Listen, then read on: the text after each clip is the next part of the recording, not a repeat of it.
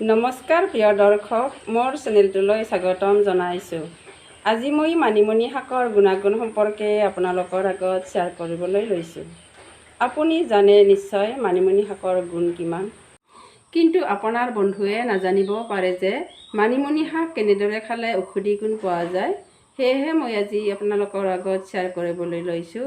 আপোনালোকে নিশ্চয় প্ৰথমৰ পৰা শেষলৈকে চাব বুলি মই অনুৰোধ জনাইছোঁ। এয়া হৈছে মানিমুনি শাক, এইবোৰ হৈছে বৰ মানিমুনি হয়। এয়া হৈছে ডাঙৰ ডাঙৰ পাত, বৰ মানিমুনি হয়। আৰু এইবোৰ হৈছে সৰু মানিমুনি।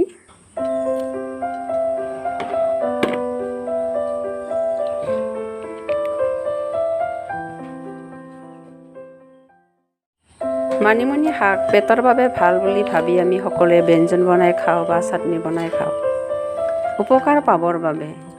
কিন্তু ব্যঞ্জন বনাই খালে বা চাটনি বনাই খালে বৰ বেছি আমি ঔষধি গুণ নাপাওঁ। ঔষধি গুণ পাবৰ বাবে আপোনালোকে মোৰ প্ৰণালীটো নিশ্চয় প্ৰথমৰ পৰা শেষলৈকে চাব।